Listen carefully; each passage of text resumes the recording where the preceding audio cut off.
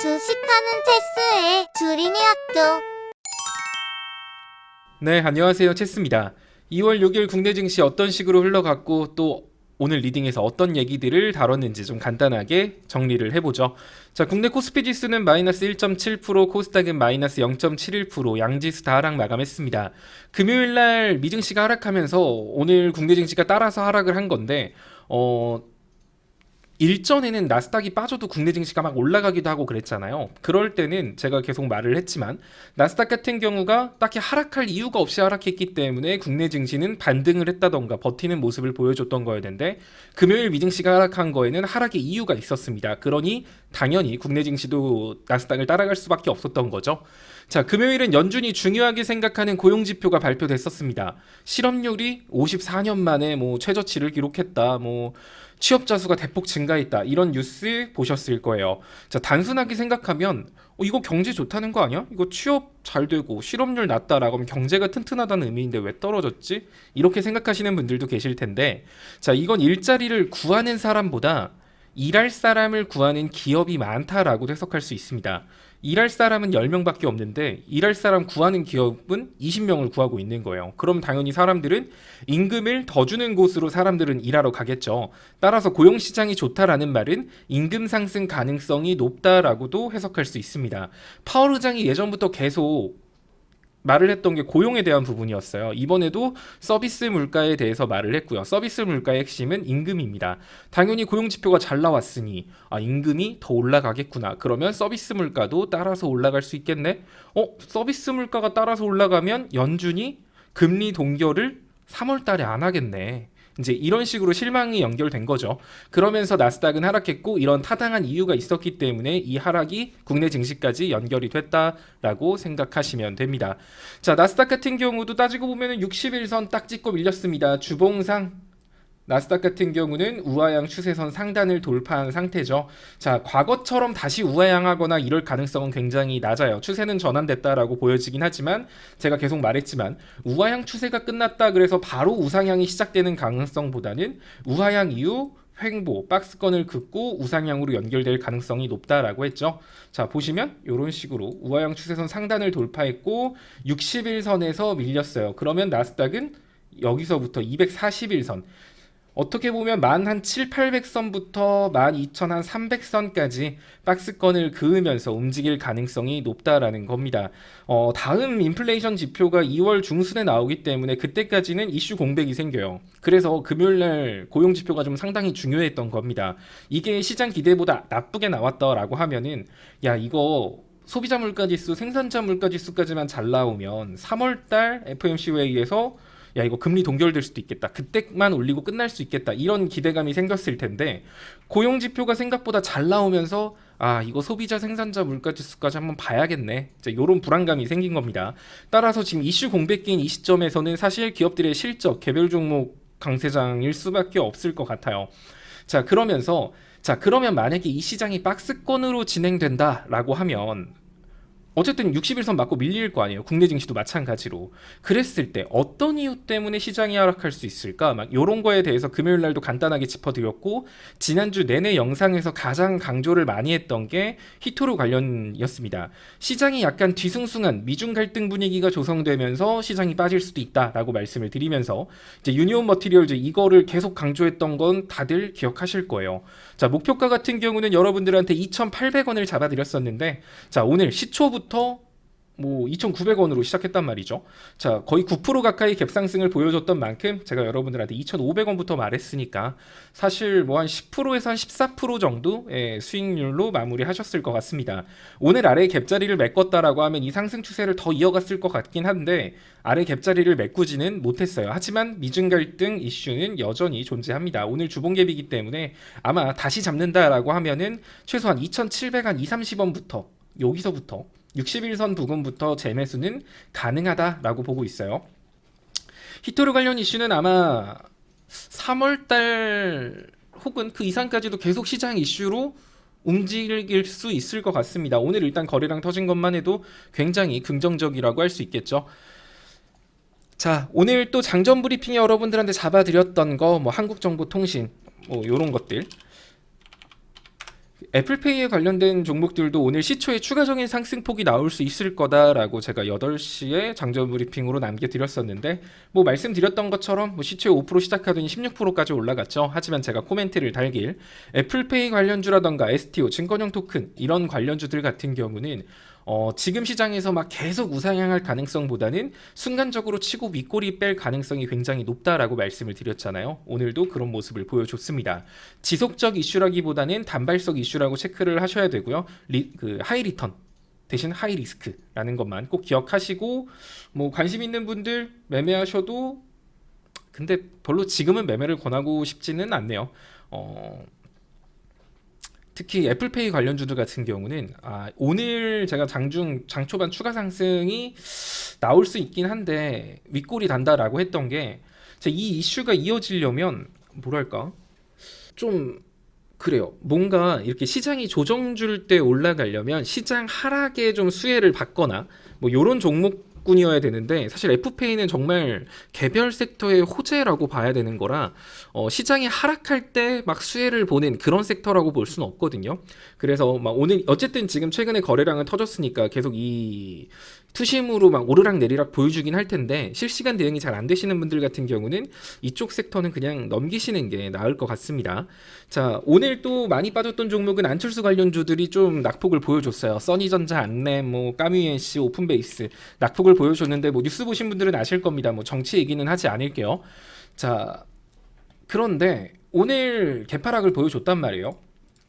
그래서 제가 오늘 아침에도 여러분들한테 말씀드리기를 사실 오늘 개파락했다고 안철수 관련주를 눈여겨볼 필요는 없을 것 같고 만약에 내일까지도 시초에 추가 하락을 이어간다라고 하면 그때는 손절가 잡고 안철수 관련주들 다시 한 번 더 쳐다볼 만하다라고 말씀드린 거 기억하실 거예요.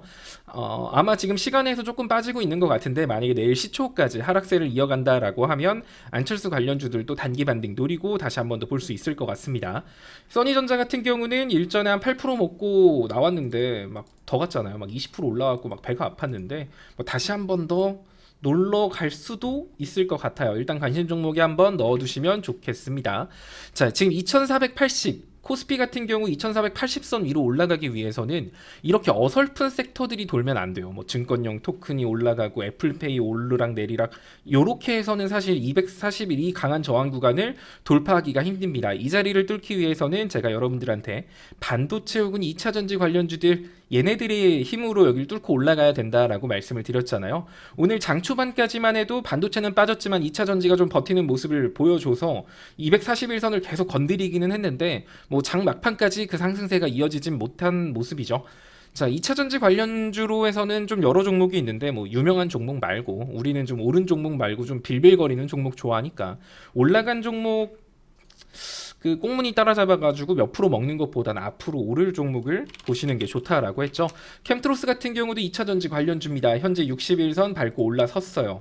그래서 제가 오늘 사실 2교시 단기 종목으로 캠트로스 이거를 좀 보고 있다라고 말씀을 드렸는데 드릴까 말까 고민 진짜 많이 했거든요. 근데 코스피가 2400까지 빠질 게 보이는데 굳이 뭐 지금 급할 필요는 없겠다 싶어서 여러분들한테 관심 종목 넣어놓고 패스했습니다.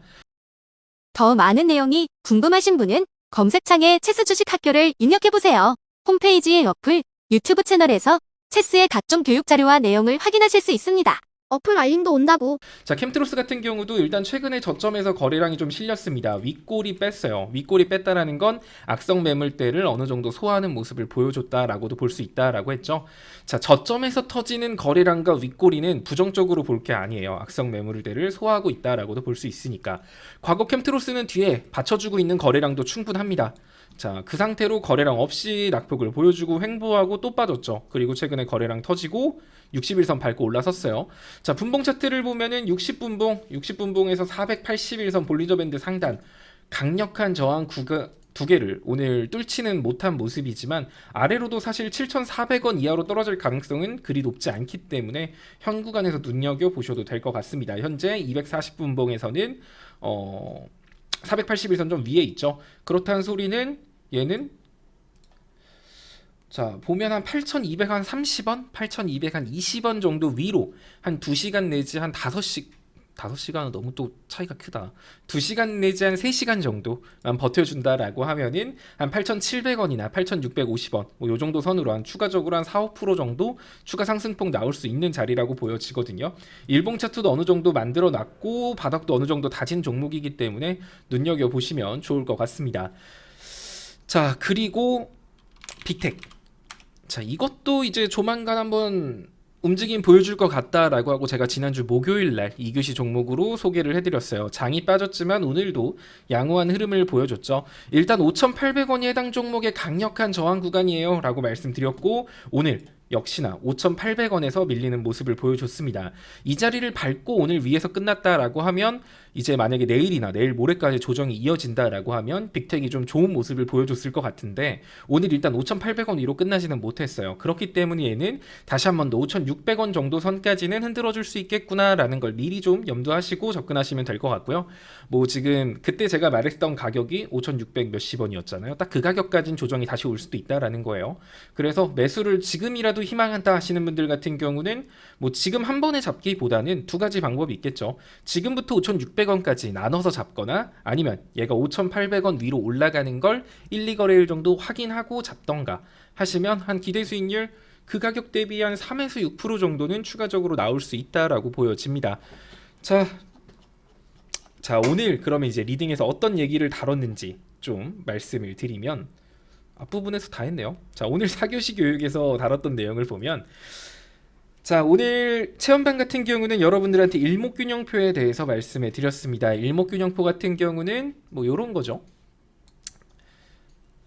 선행 스팬, 후행 스팬 막 이런 거 기준선 가지고 하는 건데 일단은 선행 스팬만 위주로 보셔도 꽤나 매력적인 보조 지표입니다. 단독적으로 쓰기에는 좀 애매하고 RSI 지표랑 같이 쓰면 좀 더 효과가 올라가는 보조 지표며 제가 여러분들한테 일목균형표에 대해서 간단하게 요약해드리면 앞에 저군이 나오면 좋다. 뭐 앞에 의문이면 별로 안 좋다.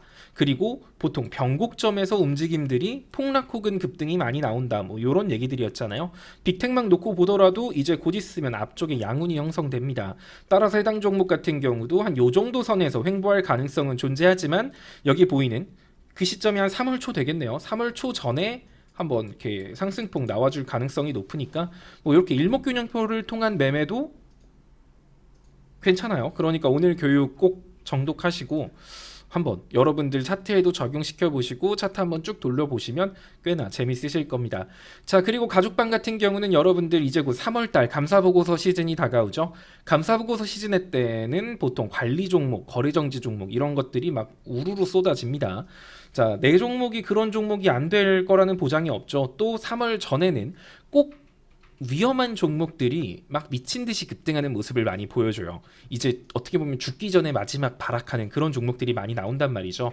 근데 얘네들이 그냥 올라가는 게 아니라 꼭 그럴듯한 이슈를 묶어서 난리를 칠 겁니다. 예를 들면 뭐 얘가 AI 사업을 한다더라, 뭐 그런 것도 있을 거고, 뭐 증권형 토큰을 한다더라, 뭐 바이오 뭐 한다더라, 이런 식으로 신사업 한다더라, 이런 식으로 별별 찌라시를 돌리면서 되게 위험한 종목들이 급등락을 많이 보여주는 게 1, 2월 달입니다. 따라서 1, 2월 달에 여러분들이 별 생각 없이 그냥 올라가는 종목 잘 가겠거니 싶어서 생각 없이 차트만 보고 매매를 하게 됐을 때는 운 나쁘면 3월 달에 갑자기 관리 종목 딱지가 붙네?